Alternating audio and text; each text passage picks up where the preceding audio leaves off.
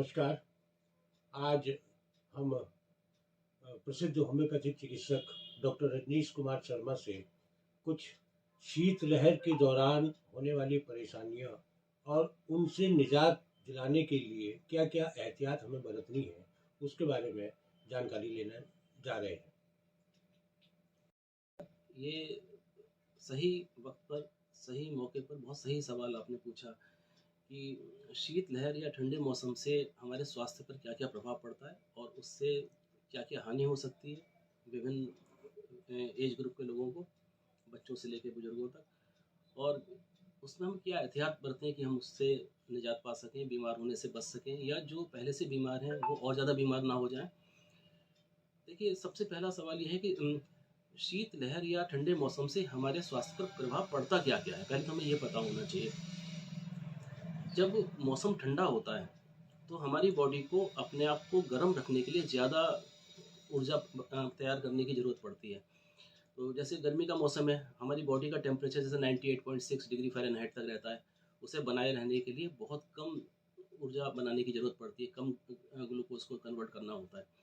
सर्दी के मौसम में चूँकि हमारा शरीर की गर्मी है उसका क्षय ज़्यादा होता है और बाहर से हमारी जो ठंडी हवा में लगती है या ठंडा मौसम का प्रभाव पड़ता है, तो अपनी बॉडी को गर्म रखने के लिए हमें अधिक मात्रा में ग्लूकोज से एटीपी बना के अपनी बॉडी में हीट जनरेट करनी पड़ती है, जिससे ज़्यादा ऊर्जा का क्षय होता है।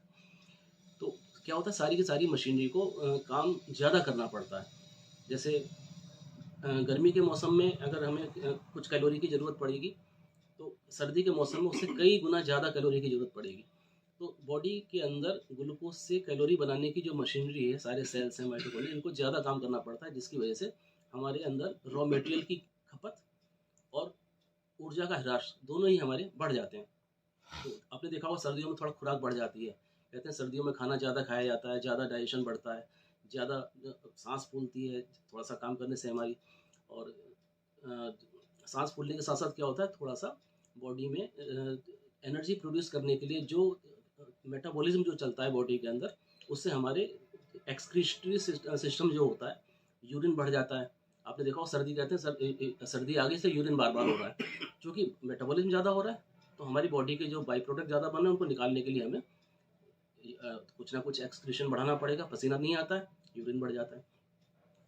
सर्दी के मौसम से हमारी जो त्वचा के अंदर की जो कैपिलरीज होती हैं, ब्लड कैपिलरीज होती हैं, ये सिकुड़ जाती हैं। इनके सिकुड़ने से क्या होता है, जो इनका जो ब्लड कंटेंट होता है वो अंदर की जो मोटी शिराएँ होती हैं उनके अंदर पंप हो जाता है। तो होता क्या है, सरफेस का ब्लड सर्कुलेशन कम होने से जो सेंट्रल का अंदर का ब्लड सर्कुलेशन है वो बढ़ जाता है, जिससे हमारा ब्लड प्रेशर बढ़ जाता है। उसको मेंटेन करने के लिए भी हमें थोड़ा सा डाययूरेसिस हो जाती है। अब जो पहले से ही हार्ट के पेशेंट हैं, या शुगर के पेशेंट हैं, या ब्लड प्रेशर के पेशेंट हैं, उनके लिए बहुत ही घातक होता है। जब हमारी त्वचा की जब शिराएँ सिकुड़ गई, हमारा बीपी बढ़ा, तो हमें बीपी बढ़ जाएगा, तो बीपी के लिए हमें मेजर करना सही से उसको मैनेज करना पड़ेगा। दूसरा, बॉडी की सारी क्रियाएँ चूँकि बढ़ जाती हैं, तो हमारी साँस लेने की गति भी बढ़ जाती है। हमें ज़्यादा ऑक्सीजन की ज़रूरत पड़ती है, ज़्यादा CO2 को बाहर छोड़ने की ज़रूरत पड़ती है, तो लंग्स पर भी लोड बढ़ जाता है। चूँकि हमें एटीपी ज़्यादा बनाना होता है, इसलिए ब्लड सर्कुलेशन को बढ़ाना होता है, तो हार्ट पर भी लोड बढ़ जाता है। तो सबसे ज़्यादा लोड पड़ता है हार्ट के ऊपर और लंग्स के ऊपर, ये सर्दी की वजह से। तो हमें इन दोनों को, जो फेफड़ों के बीमार मरीज़ हैं, जैसे दमे के मरीज़ हैं, या ब्रोंकाइटिस के मरीज़ हैं, या हार्ट के कंजेस्टिव कार्डियक फेलियर के मरीज़ हैं, या हार्ट में कोई वीकनेस है, कोई परेशानी है, कोरोनरी आर्टरी डिजीज़ है, कुछ है, उनका खतरा बहुत ज़्यादा बढ़ जाता है, क्योंकि सारा लोड हमारे लंग्स के ऊपर और हार्ट के ऊपर ही आ रहा होता है। किन किन रोगियों को इस शीतलहर के दौरान ज़्यादा सावधानी बरतनी चाहिए?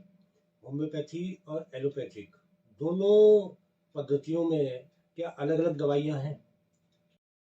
ये सवाल, इसका जो मैंने अभी आपको इससे पहले बताया, उसमें इसका उत्तर छुपा हुआ है। ब्लड प्रेशर के मरीज ज़्यादा प्रोन टू हैं बीमार होने के शीतलहर से। क्यों? क्योंकि जैसी सरफेस का हमारा सर्कुलेशन कम हुआ, सेंट्रल सर्कुलेशन बढ़ा, बीपी बढ़ा, तो जो पहले से ही बीपी बढ़े वाले पेशेंट हैं उनको प्रॉब्लम ज़्यादा होती है। दूसरा, जो हार्ट के पेशेंट्स हैं उनको प्रॉब्लम्स है।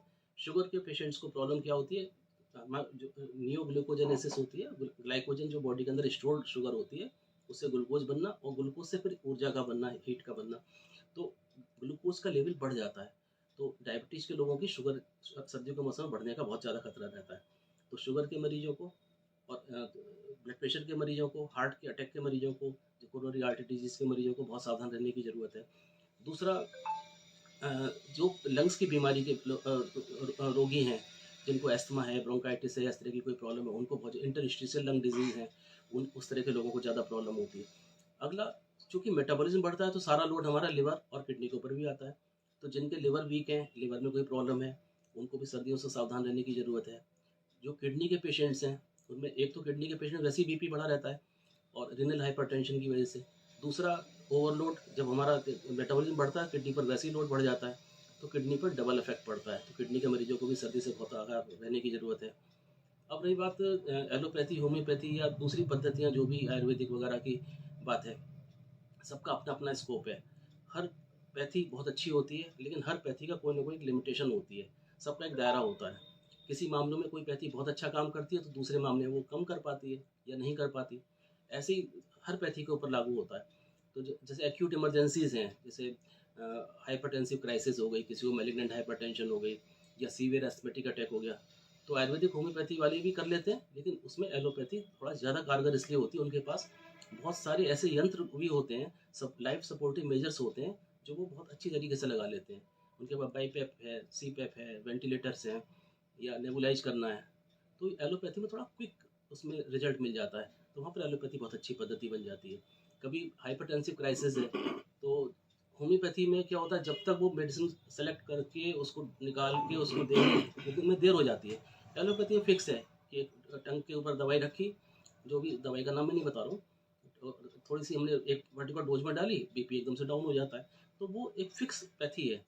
तो इमरजेंसी में फिर एलोपैथी बहुत अच्छा काम करती है, लेकिन मेंटेन करने के लिए या आगे परमानेंट क्योर करने के लिए होम्योपैथी, आयुर्वेदिक, इस तरह की पद्धतियाँ बहुत अच्छी कारगर साबित होती हैं। बोलिए। शीतलहर से बचने के लिए देखिए, हर उम्र के व्यक्ति को बचना पड़ेगा, चाहे छोटा बच्चा हो, जवान हो, बुजुर्ग हो, कोई भी हो। क्योंकि शीतलहर में क्या होता है, हमारी बॉडी के ऊपर पहले ही मेटाबॉलिक लोड बहुत ज़्यादा होता है, हीट जनरेट करने के लिए, अपने को फाइट करने के लिए। इम्यूनिटी तक वीक हो जाती है, इसकी वजह से सर्कुलेशन कम हो जाता है, तो इम्यूनिटी भी वीक हो जाती है। स्किन की प्रॉब्लम, चिलब्लेंस, ये सब डेवलप होने लगते हैं। तो बॉडी को कवर रखें, ये अवॉइड करें कि ठंडी हवा तेज़ी से अपने ऊपर एक्सपोज हो, और मॉर्निंग वॉक से बचें।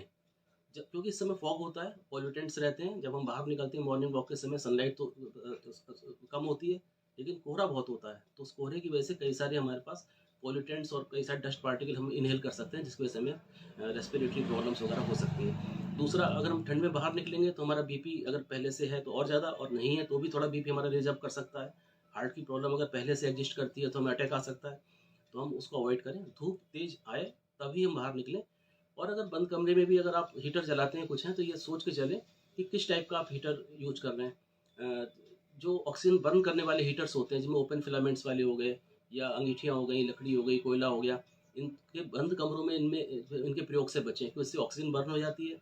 और कई बार तेज हीट से, कोयले की तेज हीट से कार्बन मोनोऑक्साइड तक बन जाती है, जिसकी वजह से जान का खतरा भी हो सकता है। तो ये ध्यान रखें कि ऐसे हीटर से यूज करें जो सिर्फ हीट जनरेट करते हो, ऑक्सीजन बर्न ना करते हो।